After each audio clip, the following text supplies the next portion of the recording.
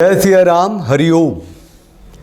जब एक वेश्या ने पति के खिलाफ मुकदमा किया, वादा खिलाफी की, when a prostitute filed a case of breach of promise, कहानी है और सच्ची कहानी है, घटना है, लोगों ने लिखा है। मुझे लगा कि मुझे आपके सामने पढ़ना चाहिए।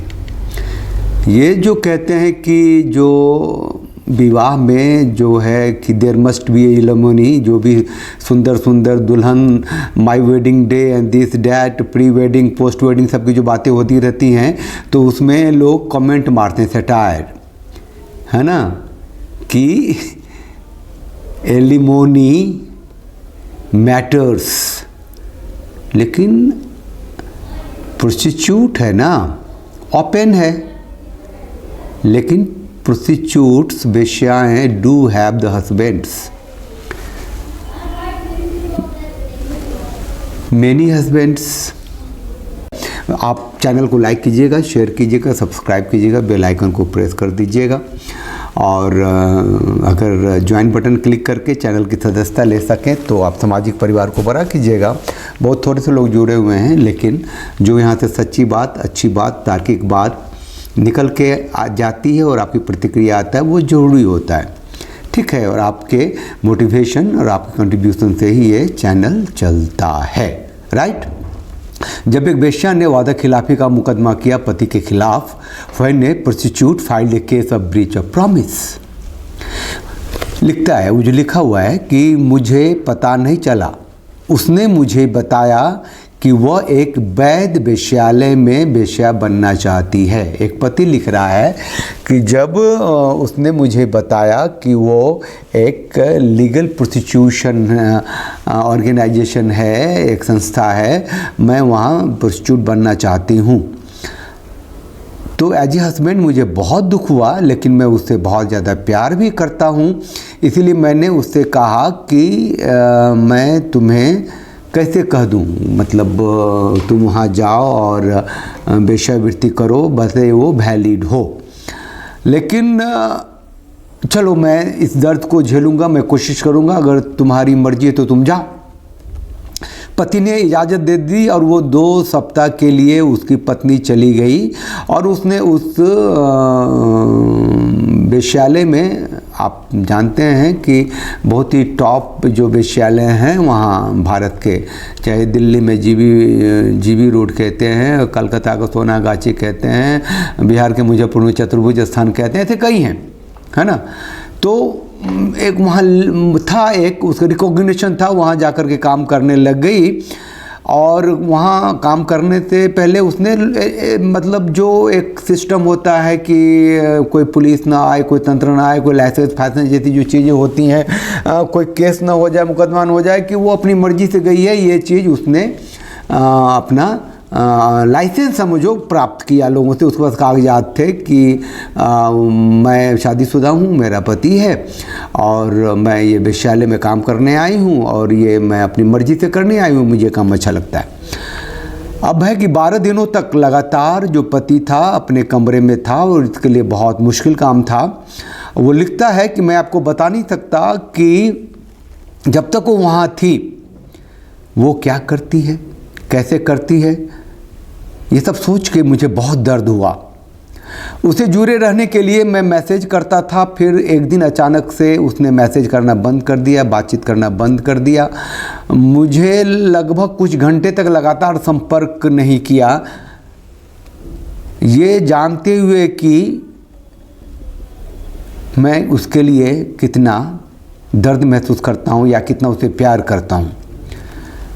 वो आई वापस 15 दिनों के बाद और $15,000 लेके आई, $1,000 प्रतिदिन, और उसने ये कहा कि वो ये काम जारी रखना चाहती है। तो यहाँ पैसा इम्पोर्टेंट था कि उसका शौक इम्पोर्टेंट था। आप लोग इसे सुन रहे हो तो इसे तय करते भी जाना। लिखता है पति कि इसके शादीशुदा 4 सालों की ज़िंदगी में उसका यौन संबंध अभूतपूर्व रहा है। जब वो वापस आई वेश्यालय से तो उसमें कोई परिवर्तन नहीं आया, न ही हमारे बीच एक दूसरे के प्रति प्रेम में कोई कमी आई। साथ ही मुझे खुद से भी ईमानदार होना होगा कि मुझे कैसा महसूस हुआ या मैं कैसा महसूस करता हूँ, जो मैंने उसे बता दिया। उसे दुख होता है, कहता है मेरी पत्नी को इस बात से दुख हुआ है कि उसका वेश्यालय जाना और वहाँ पे काम करना, अपने शरीर को बेचना, उसके बदले में पैसे कमाना से उसे दुख पहुँचती है, पीड़ा पहुँचती है। लेकिन चूंकि वो ऐसा करती है, शौक से करती है, खुश होकर करती है, तो वो इस तथ्य को नहीं बदल सकती, चाहे उसे कितनी भी पीड़ा क्यों ना होती हो। ठीक है। कभी कभी लिखता है, वो ब्रैकेट में लिखता है, कभी कभी मुझे लगता है कि मैं अपना दिमाग खो रहा हूँ क्योंकि मैं उसे खोना नहीं चाहता और बिना शर्त प्यार और समर्थन देना चाहता हूँ, बिना शर्त। फिलहाल मैं ये देखूँगा कि क्या मैं इसकी आदत डाल सकता हूँ, यह जानते हुए कि यह संभव नहीं है, और यदि मैं यहाँ रहना चाहता हूँ तो यह ऐसी चीज़ है जिसका मैं वास्तव में सामना करूँगा, उस दर्द का, उस पीड़ा का, कि मैं जान रहा हूँ किसी दूसरे पुरुष के साथ वो सो रही है, वो सब कुछ कर रही है जो एक नैतिक ज़िंदगी में, व्यवहारिक ज़िंदगी में, सामाजिक ज़िंदगी में, है ना, धार्मिक ज़िंदगी में जो वो मेरे साथ करती है एक पत्नी होने के नाते, वो सिर्फ पैसों के लिए कर रही है। तो क्या फिर भी मैं उसका समर्थन कर पाऊँगा? यदि इस पर कोई प्रतिक्रिया देता है तो मैं बस इतना ही कहूँगा कि इस बात को ध्यान रखें कि पर पुरुष से दिल नहीं बहल सकता, और मानव होने के नाते मेरा दिल बहुत नाजुक है, इसीलिए कृपया मुझे भरुआ जैसे शब्दों का इस्तेमाल न करें मेरे लिए, मुझे ज़्यादा दुख पहुंचेगा, क्योंकि मैं उसका पति हूं, वैधानिक पति हूं, सामाजिक पति हूं, धार्मिक रूप से मैंने विवाह किया है। कहती है वो, और वो पति भी लिखता है कि यहाँ वैसे डरने की कोई जगह नहीं है, इसीलिए कि वो जो काम करती है उसमें उसका अफेयर नहीं है, वो पति होते हुए किसी तीसरे आदमी से प्यार नहीं कर रही, वहाँ कोई ड्रम में 15 पीस में आने जैसी स्थिति नहीं बनेगी। ये भी सच्चाई है, वो लिखते हैं पति महोदय कि उसका हमारे साथ जो विवाह हुआ उससे पहले से एक अफेयर था, जो एक सच्चाई है। अब वो लिखता है आगे, डर से गुस्सा आता है तो ऐसा गुस्सा बेकार है, और डर से अगर गुस्सा आता है और आ रहा है तो ये आपदा है। अभी भूकंप हुआ है, अभी कहते हैं म्यांमार में और बैंकॉक में बहुत बड़ी तबाही हुई, उसको आपदा कहते हैं। अब देखिए क्या हुआ कि जब वो आई, बातचीत चल रही है, तो पति कहता है कि देखिए मैंने क्या किया, मैंने संबंध के अस्तित्व को मान लिया, मैंने पूछा कि इसके बारे में क्या करना है। जब पति ने पूछा कि जब तुम वेश्यावृत्ति कर रही हो तो मेरा अस्तित्व क्या है, तो पत्नी ने कहा कि तुम ये बताओ कि मैं तुम्हारी कैसे मदद कर सकती हूँ, है ना, मैं तुम्हारा धन्यवाद करूं, हैं कि तुम मुझसे प्यार करते हो और मुझे वो करने दे रहे हो जो मैं चाहती हूं। ठीक है, लेकिन तुम इसे बर्दाश्त ज़्यादा दिन तक नहीं कर पाओगे, ऐसा मुझे लगता है।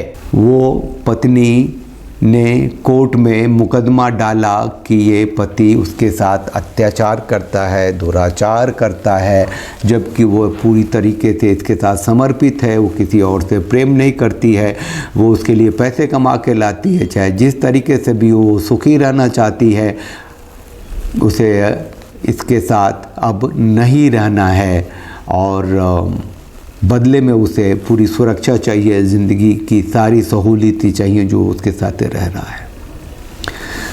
तो इस तरीके से एक वेश्या ने अपने पति के विरुद्ध अदालत में मुकदमा दायर किया। देखिए बात वहाँ पहुँची जब इसको सम्मन मिला। इसकी पत्नी अदालत में गई है, इसके खिलाफ डोमेस्टिक वायलेंस मारपीट का मुकदमा दायर किया है और उसने ये भी कहा कि मुझे क्या क्या इससे चाहिए, और तलाक की बात भी उसने की है। तो जब इसको सम्मन मिला तो पहली बार इसको डर लगा कि जिससे इसे प्रेम करता है इतना, मुझे इस पत्नी से अलग होना पड़ेगा। प्रेम के साथ इसको गुस्सा आया तो फिर और ज़्यादा डर लगा, फिर ज़्यादा गुस्सा आया, इसने हाथ उठा दी और वो 3 महीने के लिए जेल चला गया। जेल से जब वापस आया है तो इसने तय किया है कि पत्नी जो कुछ भी कहेगी वो करेगा, और बाकी जो कुछ बचेगा इसके पास पत्नी को देने के बाद, उसकी ज़िंदगी में सारी सहूलियतों का इंतज़ाम करने के बाद जो कुछ इसके पास बचेगा वो वैसी ज़िंदगी जिएगा जिसके लिए उसने जन्म लिया है। ये वो सब अर्जित करेगा जो इसके पिता ने किया, इसके दादा ने किया, जो वो अगली पीढ़ी को वो दे पाएगा। अब आप कहते हैं कि क्या है इतनी चीज़, और अगर ऐसी स्थिति बनती है तो आपके पास कहने के लिए बहुत कुछ है, लेकिन आप जो कुछ भी कहेंगे वो नैरेटिव से कहेंगे, वो दुनिया को देखते हुए कहेंगे, आप उसके आधार पे नहीं कहेंगे जो वास्तविक आधार है, जो आपके धर्म ग्रंथों में है, किताबों में है। आपने मनुस्मृति का नाम सुना होगा, कई तरीके से गालियाँ सुनी होगी मनुस्मृति किताब के ऊपर, तो लगा होगा कि एक वर्ग गाली देता है तो दूसरा जो है उसे अच्छा मानता है। लेकिन स्त्री कैसी होनी चाहिए, पत्नी कैसी होनी चाहिए, पत्नी का व्यवहार कैसा होना चाहिए, पत्नी का अधिकार क्या है, कर्तव्य क्या है, पति के संदर्भ में आपको श्रीमद् भागवत गीता भी बताती है। आपने वहाँ भी नहीं देखा। खैर, अभी मैं ऋग्वेद का 10वां मंडल है, ऋग्वेद में कुल 10 मंडल हैं, उसका 85वां सूक्त है, 85 ऋग्वेद के 10 मंडल का 85वां सूक्त है, जिसको विवाह सूक्त के रूप में जाना जाता है। बहुत महत्वपूर्ण सूक्त है। विवाह समारोह के दौरान गाए जाने वाले मंत्रों का संग्रह है। उसमें पत्नी के गुणों का, उनके कर्तव्यों का, जैसे कि पति का सम्मान, घर में सुख से रहना, पूरे घर को सुखी रखना, उत्तम संतान उत्पन्न करना जैसी बातें हैं, वो मैं आपके सामने पढ़ देना चाहता हूँ। शायद वही एकमात्र रास्ता है, हमें अपने जड़ों पे वापस जाना पड़ेगा।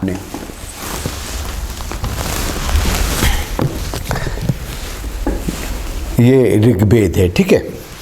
ऋग्वेद के 10वें मंडल के 50वें सूक्त के 7वें श्लोक में लिखा है, यत सूर्याम पतिम आयात। जिस समय सूर्या पति के घर गई उस समय श्रेष्ठ विचार ही चादर था। अभी अंजनम चक्षु, काजल युक्त नेत्र थे। द्यो भूमि कोश आसीत, आकाश एवं पृथ्वी ही उसके खजाने थे। सूर्या मतलब वो पुत्री हैं सूर्य की, इसलिए उनका नाम सूर्या है। 13वां श्लोक है कि सूर्याया बहुतु यम सविता अवासृजत प्रआगात। कहते हैं कि पति के घर जाते समय पिता सूर्य ने प्रेम से दिया हुआ सूर्या का गौ आदि धन पहले ही भेज दिया था। अघासु गाव हन्यन्ते, मघा नक्षत्र में विदाई में दी गई गायों को हाँका जाता है। अजन्योपरि उद्दिते, तथा फल्गुनी नक्षत्र में कन्या को पति के घर पहुंचाया जाता है। दहेज, स्त्रीधन, लमाका, ढमाका सुना ना आपने आजकल, वो है ना।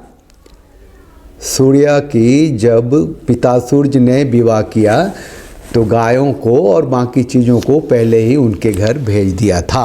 हिंदी तो मैं समझा पा रहा हूँ ढंग से। अगर संस्कृत बोलने में कुछ उच्चारण दोष हो तो माफ़ कीजिएगा, थोड़ा थोड़ा है, मैं पढ़ लेता हूँ। 27वां श्लोक है, यह ते प्रजया प्रियम समृद्ध्यताम, यहाँ तेरी संतान के साथ प्रिय की वृद्धि हो, तथा इस घर में गृहस्थ धर्म के लिए जागती रह। एन पत्या त्वं ससृजत्व, इस पति के साथ अपनी देह को संयुक्त करो।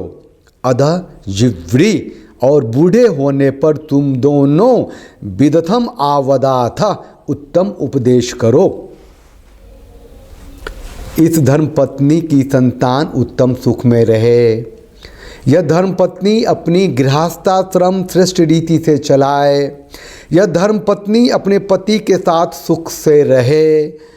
जब इस प्रकार धर्म मार्ग से गृहस्थाश्रम चलाते हुए पति पत्नी बूढ़े हो जाएं, तब वे दोनों उत्तम वचनों का उपदेश अपनी संतानों को दें। मैं ये नहीं कह रहा हूँ कि आप ऋग्वेद पढ़िए, सामवेद पढ़िए, अथर्ववेद पढ़िए, आप श्रीमद् भागवत गीता पढ़िए, आप रामायण पढ़िए, आप मनुस्मृति पढ़िए। मैं ये कह रहा हूँ जो आपके खून में है, जो आपकी नसों में है, जो आपके डीएनए में, उसको मानिए। जो वैवाहिक संस्था है हिंदुओं की, सनातनियों की, जो शास्त्रीय संस्था है, जो धार्मिक संस्था है, उस आप सब जानते हैं। वो खेतों में काम करने वाला किसान को पता है यदा यदाई धर्मस्य, पता है उसको, या उसको पता है कि कर्मण्यवादी का रस्ते माँ फलेषु कदाचन, पता है? नहीं पता है, फिर भी वो खेती करता है, चाहे बाढ़ है चाहे सुखाड़ है, अपने धर्म पे रहता है। तो वैवाहिक जैसी संस्था में भी आप जब अपने धर्म पे रहेंगे, अपने आचार विचार संस्कार पे रहेंगे, आप जीवित रहेंगे, आपकी सामाजिक जो व्यवस्था है और वैवाहिक संस्था जीवित रहेगी। अगली पीढ़ी तक आप एक बेहतर संस्कार के साथ वैवाहिक संस्था को उत्तराधिकार में दे पाएंगे। ध्यान रखिए, साथ दीजिए। जय सिया राम, हरिओम।